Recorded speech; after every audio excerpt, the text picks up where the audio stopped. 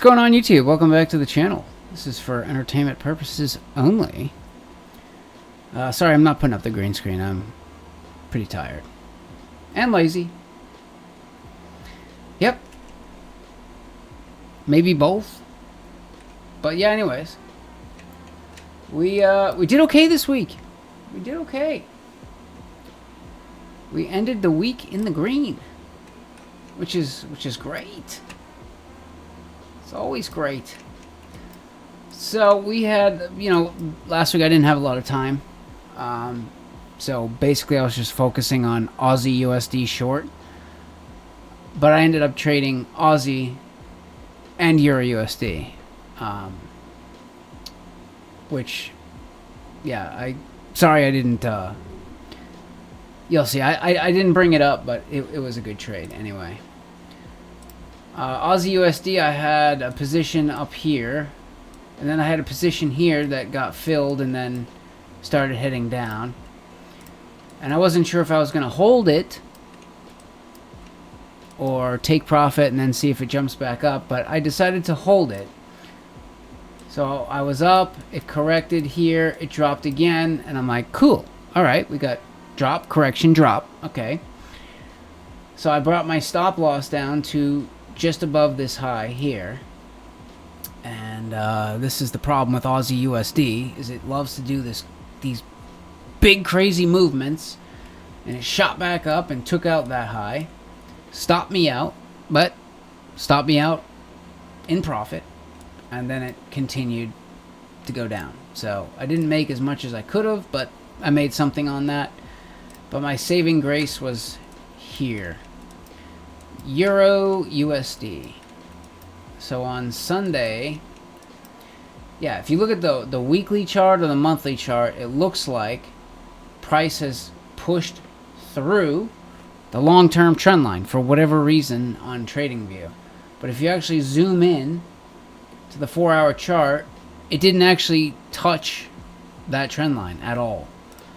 So I saw price kind of come up, it started to slow down, it started to trade sideways. We had this little correction here.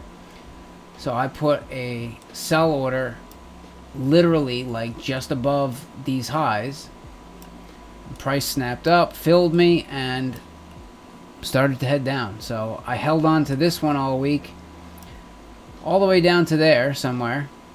And on Friday, I took that and got out. So overall, I did pretty good. I had two winning trades this week. I haven't been over risking. I haven't been putting big money in. I've been putting small money in and then try to add on. But, I don't know. I'm still just kind of, still trying to figure out what exactly I think is going to happen here. Like, is this actually going to, is this like higher time frame we broke, we're retesting? Is this going to start heading back down? Or is it going to punch through this trend line and start heading back? I don't know. Because it just seems like the dollar's weak. I hear all this bad news about the dollar. You know what I mean? So I'm still trying to figure that out. But there's one that I think I've got. Yeah, this could be a good one. Check this out. So let's go to the Canadian dollar first. And just look at this bigger picture-wise. So let's zoom in on the weekly chart. This is just the Canadian dollar. So first off, let's zoom way out. Top down, right? So we had this low. We came up and made a lower high. And then we came down and made a lower low. So obviously we had this uptrend here. Looks like it reversed. Now it looks like we're heading back down. So we're in a downtrend overall. Big picture. Okay. Now kind of zoom in a little bit. And you can see we had this drop. And price is correcting upwards. It seems like a bear flag. But, you get confused sometimes because on the lower time frame, sometimes I think I see like a flag, a bear flag or a bull flag. But it ends up being just a consolidation, like people building their position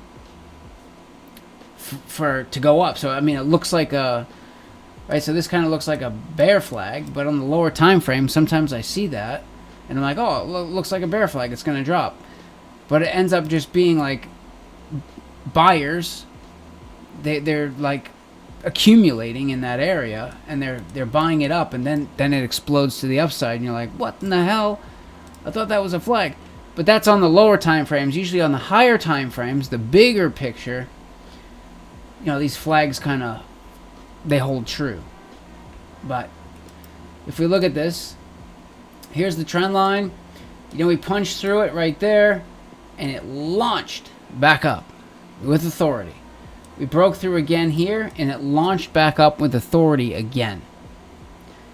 So this time we've broken through this trend line, and we're not getting that launch with authority.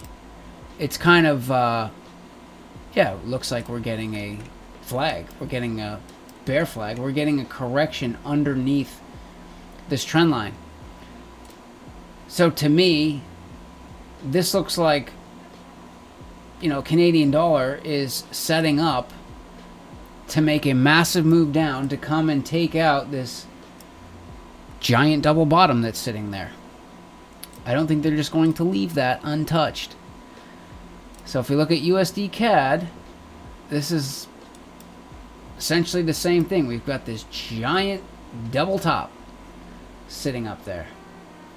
So I'm trying to find like one good long-term trade and try to get in at the best place possible. Start risk low in the beginning, get it into my direction, and then add into this position as it goes. I've been trying to get one good one like that going for a long time, but I just haven't found it. But this looks like it to me.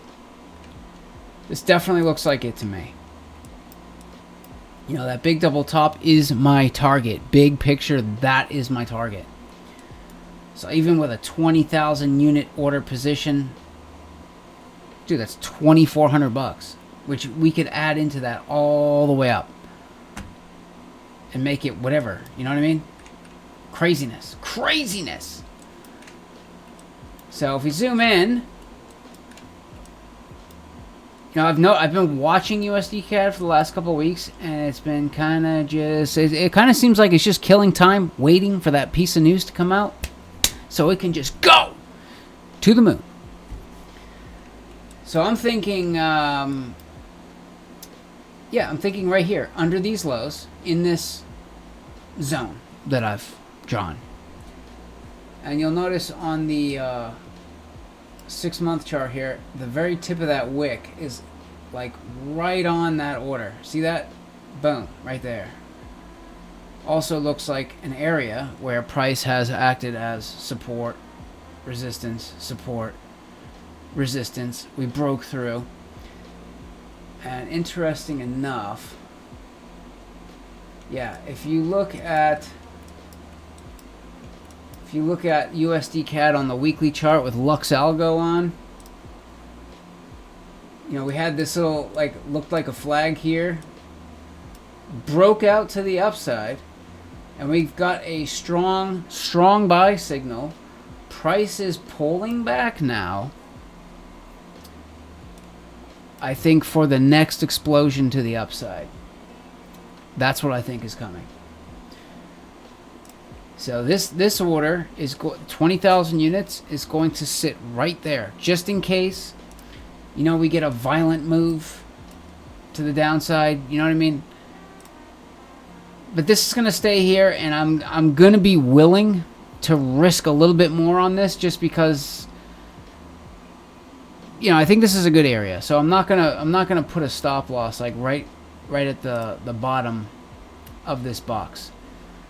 I'm going to give it a little bit of breathing room, because I think this is potentially a good trade to the upside. So that's one that I'm looking for. I don't know when that'll come, this week, next week, 3 weeks. I don't know.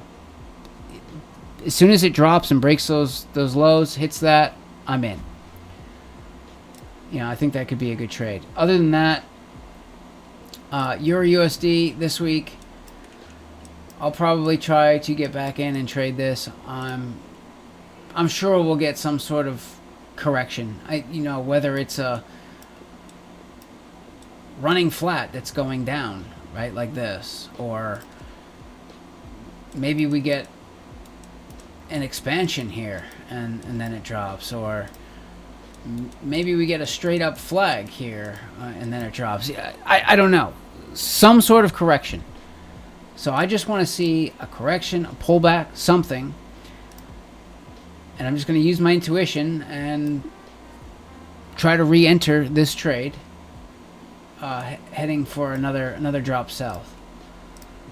That's what I'm looking for. I think if we look at like the monthly chart, yeah, we still have what, like a week and 2 days left for this candle to close.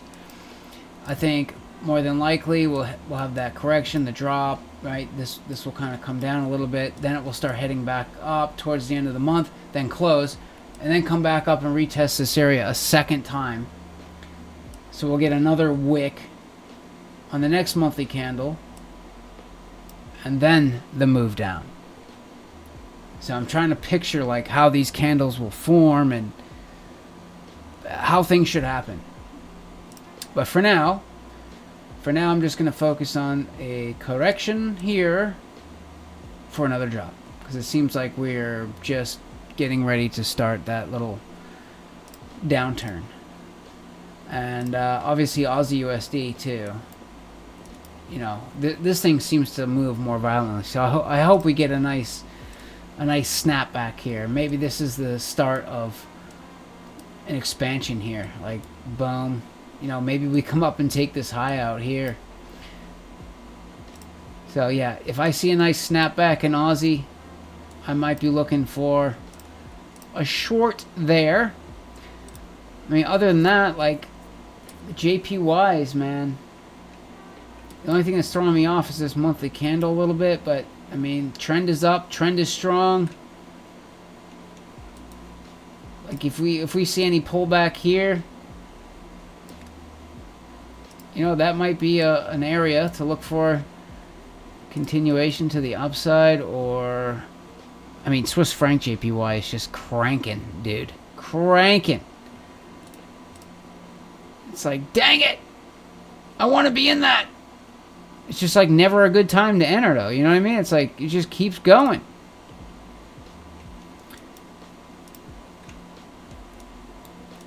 Yeah, this thing just keeps ripping, dude. Yeah, this might be one to, I don't know, wait for a pullback, maybe. Maybe we could get in that. I don't know. It's just tough. It's tough because it's been going so hard. And it's been going so hard in one direction. I'm afraid the second I get in, it just flies back on you. You know what I mean? And this, we don't really have, like, we're in unknown territory from what I can see. I don't see, like, previous highs, or it just seems like it's making all-time highs. So, but yeah, anyways, that's it.